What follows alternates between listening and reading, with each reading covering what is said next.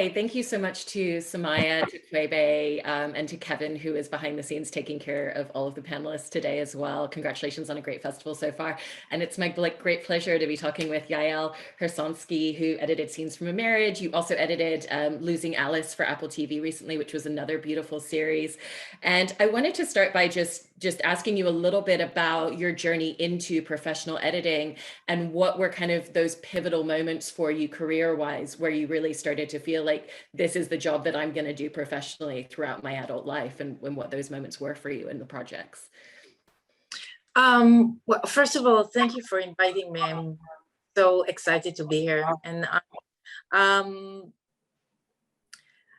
with me, it was a strange. I had this I was very lucky to graduate film school and have my chance at editing the next day. I don't even remember how I got that job, but there's always, I had this feeling that I knew something about editing when I graduated my film studies, my film school, and 24 hours after I did, I understood that I don't know anything yet. I mean, it was just the beginning of all beginnings, because when you're at film school, I edited 3 films, but it took me 4 years. Within 1 day, I had to edit every week 40 minutes of documentary. So it was so overwhelming. I stayed there for 3 years. It was a television documentary program, and I immediately I understood that I need to practice until I have a sense of what I'm capable or incapable of doing at all. So that was the best training field for I think everyone. It was broadcast live, and I literally slept on the couch, not to have to wake up at my house and then come into work. I was literally sleeping at the studio every week. And after 3 years, I decided to make my own film. I directed the documentary feature. The name was Film Unfinished, and it was premiered at Sundance in 2010. And while I was doing this film, it took me 5 years. I just, it was too much for me to direct a documentary and edit others' documentaries. I felt that it was too exhausting, and it exhausted my ability to concentrate on my own film. So just very coincidentally, I met Guy Levy 13 years ago, and he offered me to try my luck at the fiction world, the drama television. It was in treatment, season 2 in Israel. And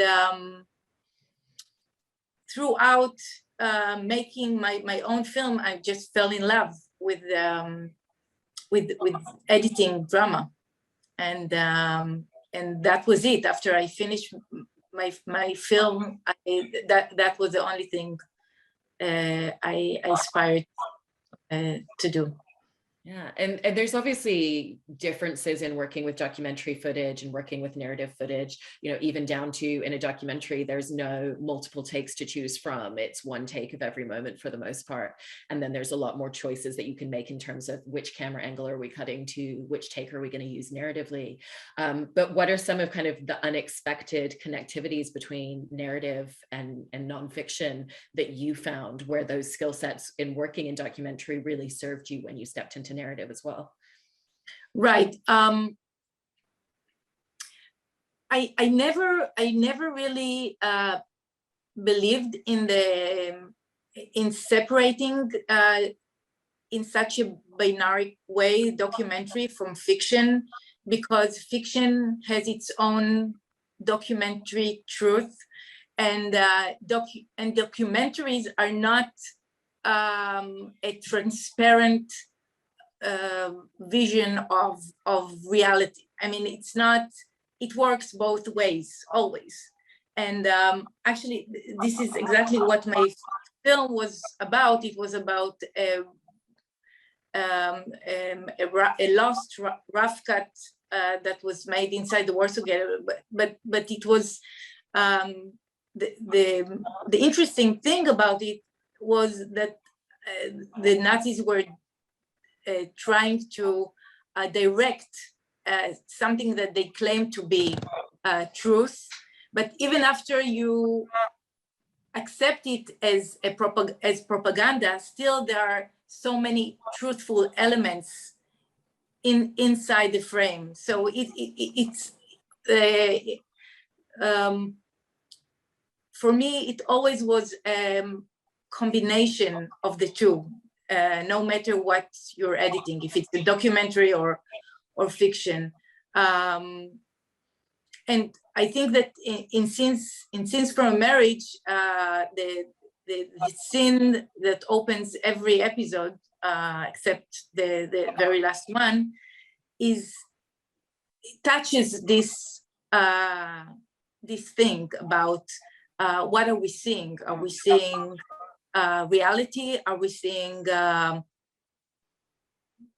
fiction as a documentation, or is it a documentation of something that is about to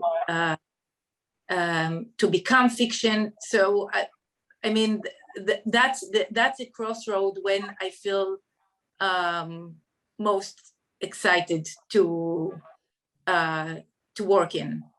Yeah.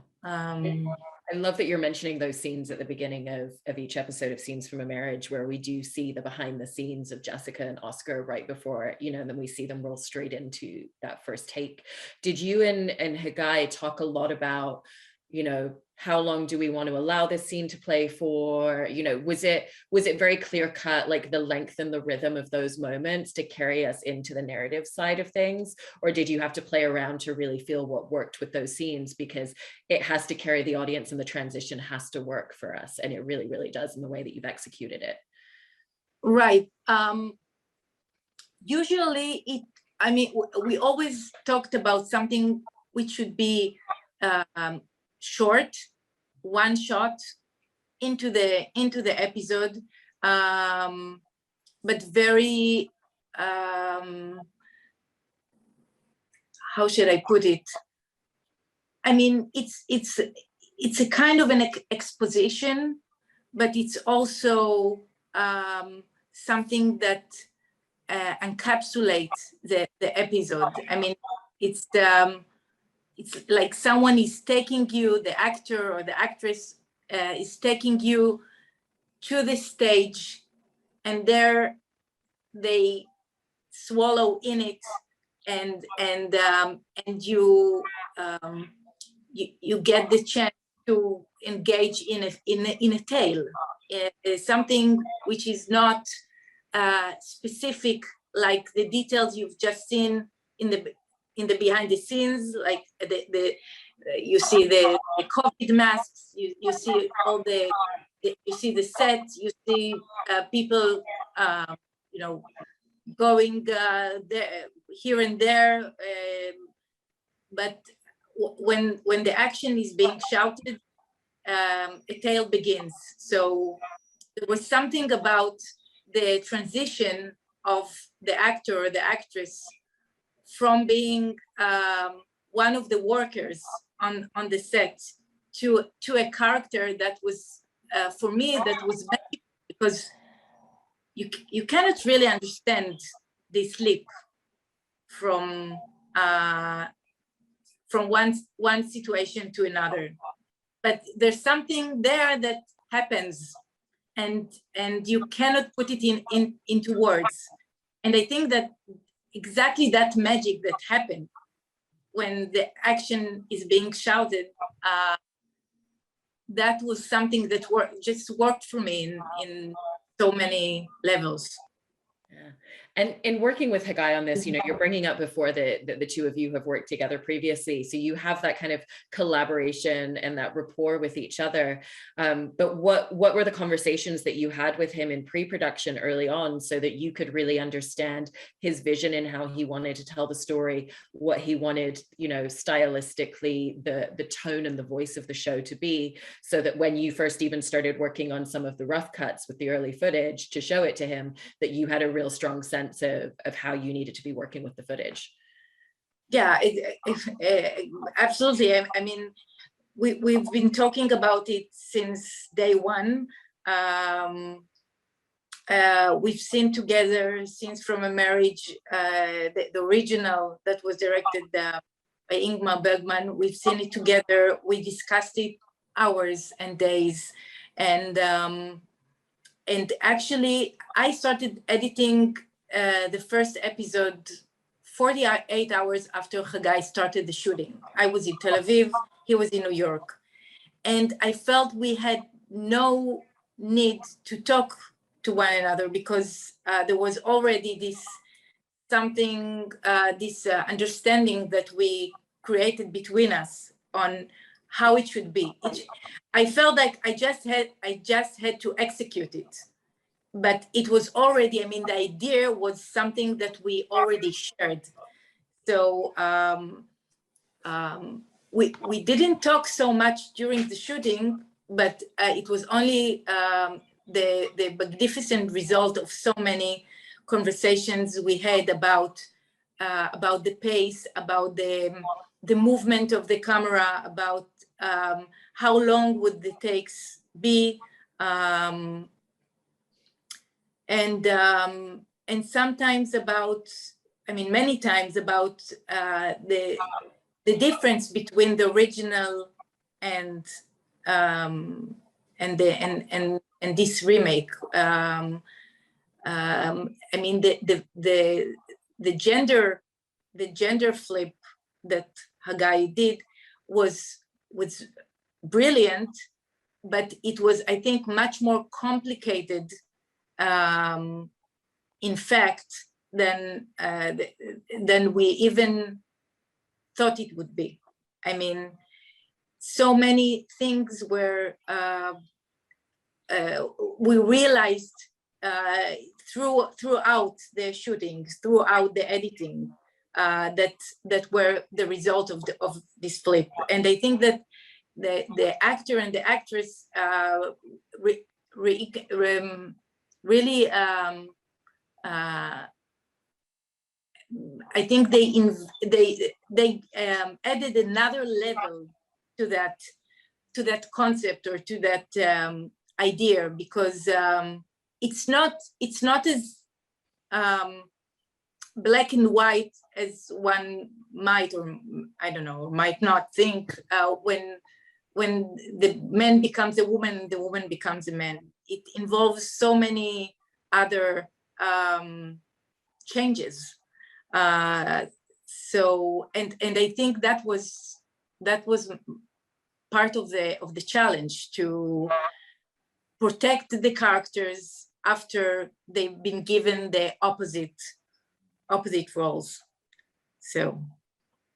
No, I love it, and it works so well in the series. And Samaya was just mentioning in the chat, if any of you have any questions, there's a Q&A box at the bottom of your screen, so please feel free to put questions in there at any point. And I love that you're bringing up the longer takes and how long, you hold on a moment. And I think in editing, it's just as important to not make an edit and not make a cut as it is when you do make the cuts. And there's so many really scenes that are so striking because you and Hagai both allow the scene to just sit and breathe, and you allow us to really just stay on a character. Was that something that the two of you discussed very early on as a tool in terms of bringing us into the intimacy of this relationship and the conversations they're having? We did discuss it, but I didn't know how how the materials will allow me to do so until I saw it. And for me, it was, it's really rare to see such a tour de force of such two magnificent actors. And I felt I was very, I mean, I was alone at the editing room for 4 months, day and night. And many times I was talking to myself, and you know, I felt the weight on my shoulders to translate the performance in an accurate way into the screen. So so many times I was just encouraging myself, and by telling to myself, don't just don't disturb the energy that these two magnificent actors are creating constantly. Just in a way, I felt like I have to allow them to be at their best, without cutting too much, without being present as an editor, or yeah. Yeah, and Fabio, I mean, the real time of the show was a very significant tool that we insisted on preserving, because it was not easy all the time. I mean, sometimes you just want to cut away to something else, whether you think a scene is too long, or you know, it's the most easiest thing to just, you know, cut in the middle and, you know, go on. But we fought for maintaining the real-time feel of the episodes. I'm so glad that you did. And off the back of what you were saying just there, we have a question from Fabio that's kind of talking about that a little bit more. In a piece so character driven, how does the editing either get out of the way or enhance the performances?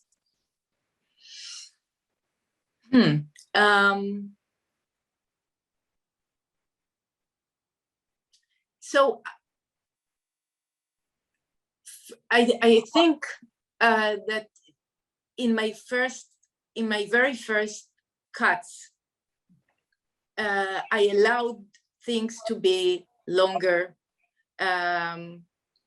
to take their time, to allow Chagai to see all of it, and not being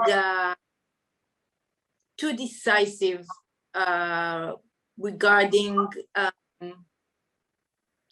the pace of it. What was more important for me is to maintain the energy and the emotional journey that these two characters are going through. And later on, the things that we try to precise, it were exactly the things that for us seemed to be out of character for the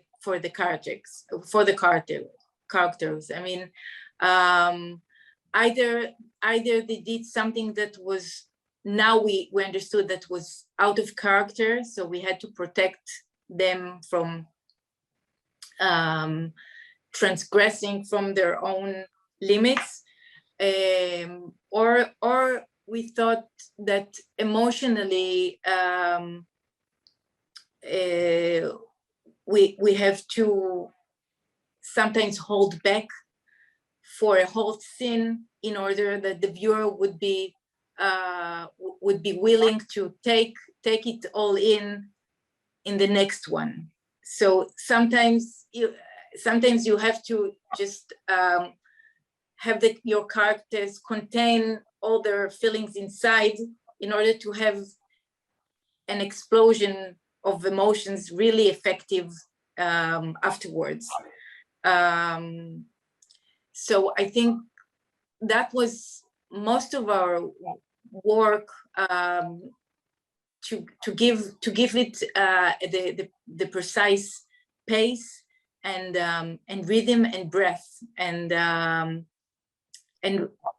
we had to learn the episode from anew during the editing process, because there's one thing experiencing it all during the shooting, and then you have to it's like the dailies have its own rules. Sometimes you have an idea, but there's already new reality of the dailies that will enable you to go as much and not further, or to this direction and not to the other. Yeah. Did you have conversations at all about the perspective that you wanted the audience to have throughout? Because there's a lot of very specific choices in terms of which character are we watching, which person are we staying with for a moment, even if the other person's actually still talking. And there's a lot of very clear, decisive movements in terms of who we're seeing on screen in their performance in their moment, depending on what's happening between the conversations that they're having. And it's interesting because it brings us into the perspective of like really fully understanding both of their sides within a lot of these moments. Yeah, there was one very important thing for us to remember all the time, that I mean, it's not, I mean, I was going to say that we wanted both characters to be balanced in terms of who the viewer might prefer. And we didn't want to make life so easy for the viewer, but to, even if on the paper it seems like you should hate the woman for leaving the house and feel sorry for the men. So we wanted it to be more complicated and to have the viewer sympathize with both of them, but all the time. I mean, every episode we were constantly asking ourselves, are we preferring now Mira? Are we preferring now Jonathan? And whenever we felt that someone is having harder time to explain himself, then we would prefer him on screen, so he would get his chance to argue for his own character. So I think that was part of what instructed us in, and there's this thing, but I must say that for me, especially at the beginning, later it fades away, but especially at the beginning, and for me the beginning is probably the most important stage of the editing, because you're more intuitive, and everything which is completely emotional is being written. Like I have this very physical feeling that it's being written on my skin, like the very first emotions that I have from seeing the dailies.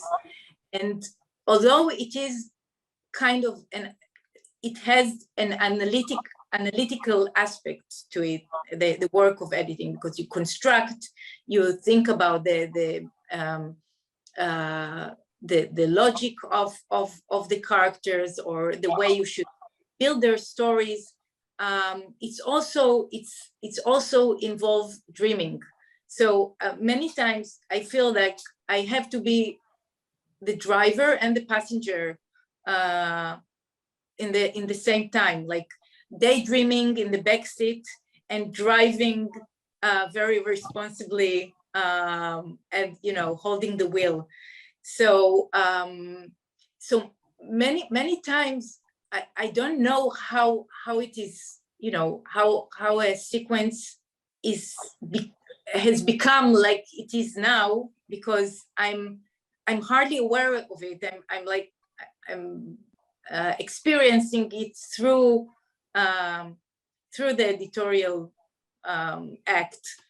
And then Hagai comes and we start to analyze and dissect and makes things more precise or more how he imagined it to be.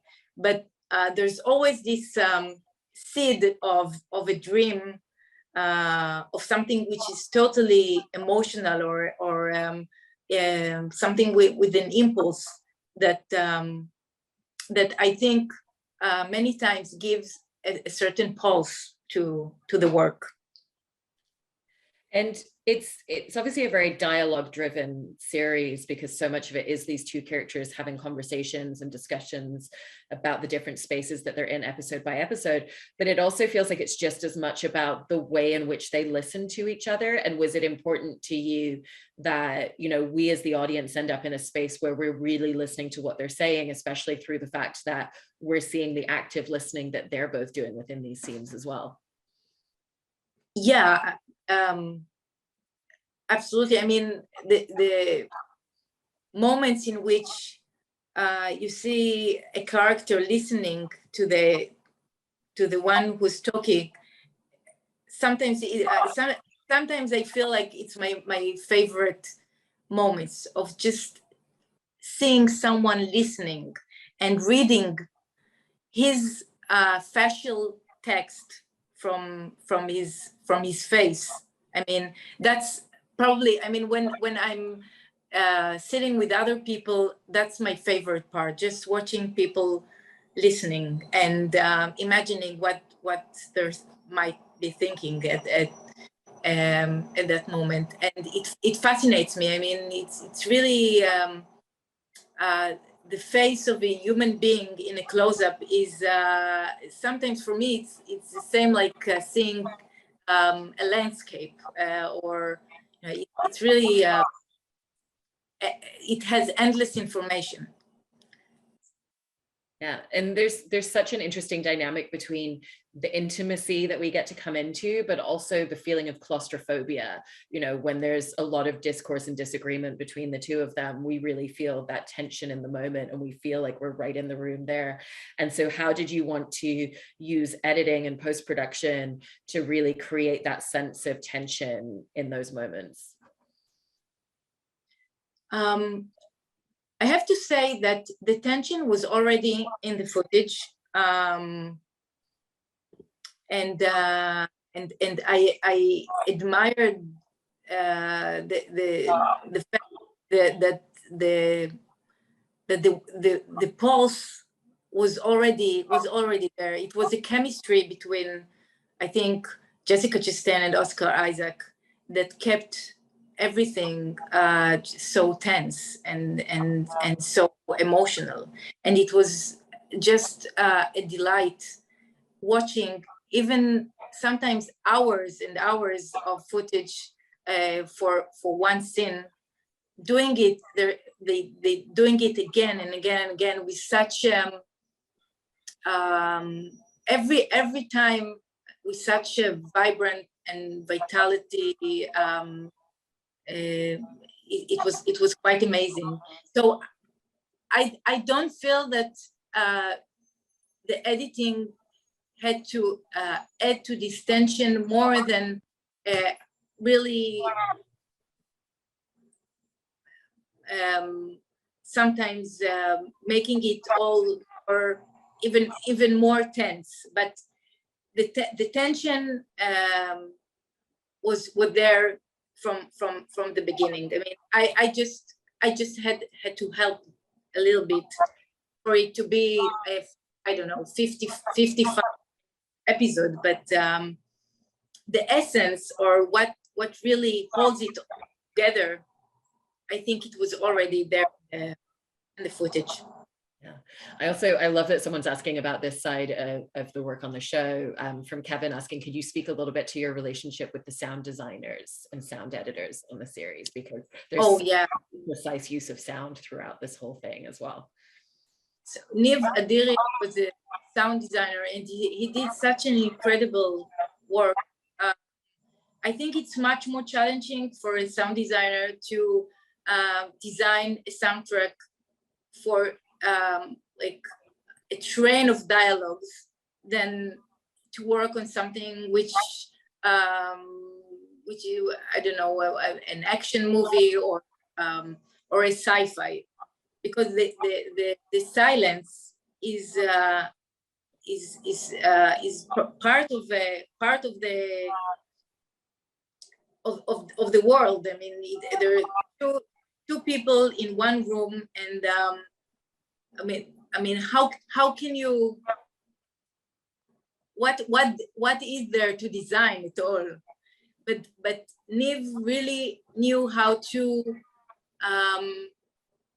control the silence in the most eloquent way. I mean, he was, and he had this magnificent idea during, I think, episode 2, that he inserted rumbles, like the rumbles of a sinking ship. And because it's, I mean, it is mixed with wind and with this frozen atmosphere outside, because it was snowing, and it was in very, very delicate and very almost unnoticed. But every time I was watching in the mix room this episode, I was just amazed how well he captured the exactly the sound that is half psychological and half real. But it's like it brings me back to what we the subject that we started our conversation with, the documentary and fiction, and I saw how it was happening also in the level of sound design, taking sounds from the real environment, or I mean, there was nothing real because it was a studio, but from, let's say, the world of a neighborhood, of a bourgeoisie neighborhood, and taking it a little bit further into the fiction world of sounds, and having it become poetic, actually. And with that idea of the silence as well, it's also something where you suddenly realize that there's very little use of music, and there's a lot of scenes that traditionally would have music composition to kind of fit the emotional tone. Was that something that very early on Haggai just like knew that he really didn't want to utilize music in that way? Because I think it feels like such an important choice to everything that you were just saying about how the story is being told. Yes, well, in the original, there is no music at all during the episode. There's only at the very beginning, before the dialogues begin and at the end. And actually, we ended up having more music than we imagined to have. But I'm aware that even this situation of 3 pieces of music every episode is not so it's relatively it's little music, but I think that every time the music is on, it's there, it's frontal, it's not hiding under a dialogue. It's there to, for me, it was representing everything that was not said between them, and it was filling up the house whenever they went to sleep, or whenever they were not talking. The music is always playing when there's no dialogue, because the dialogue are so intensive and need, actually it need nothing additional. I mean, the music would have just, I think, be like a stone over the dialogues, and we prefer to have the music as another level, another textual level, another level of content that that would be like a Greek orchestra, like another gaze on this couple. And going back to something that you were saying at the beginning of the conversation about that moment when you came out of school and just felt like you really didn't know anything, there's an aspect of that I feel like in most industries, but especially in creative industries, that almost never goes away. There's still always, every single project asks completely new skills and completely new tools from you in some way, even if there is an element of familiarity as well. And so for you at this point in your career, with all of the great projects that you've worked on, what's the space that you still kind of feel like you're navigating spaces of uncertainty as a creative professional? And what are the spaces where you feel like you've really kind of solidified and you feel incredibly confident in just knowing exactly what you're doing when you step into an editing room?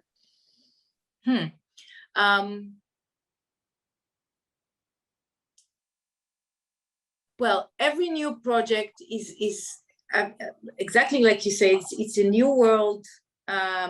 It's a different director. It's a new kind of relationship with the director. For me, it all stems from relationship with the director. And it's always, for me, I don't want to be too, I don't know,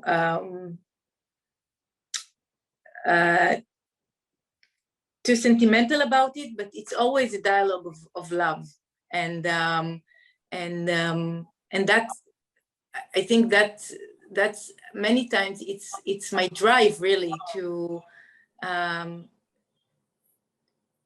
send something back and to have it sent to me again, and it's like the most fulfilling correspondence one could have with another creator, and I think that that I used to be more anxious before every new beginning. Today it's more excitement than anxiety, and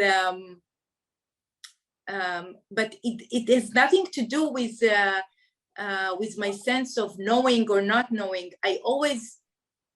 I'm always studying. I'm always learning new things. It's just that I'm not as anxious as I used to be from the journey, from realizing how much I don't know yet. This is something that I feel I get used to, and instead of worrying all the time, I'm just excited by the very fact that I don't know yet, and that's for me the excitement. And I'm having really hard time after a project is finished, because that's it. It's like the gate was closed, and it's not ours anymore. It's somewhere out there, and it's saying goodbye. So for me, less goodbyes, more hellos. I love it. And lastly, you were talking earlier about how in working on Scenes in a Marriage that you and Haggai were at a point where once he started filming the two, and you were working with the footage by yourself at the beginning, the two of you didn't need to be having conversations because you'd had so many conversations beforehand and spent so much time discussing, looking at the source material. For you as an editor, what are the most valuable tools and things that a director can give you during that pre-production stage, so that when you do go into making those first rough cuts for them, that you really have such a clear sense of their vision?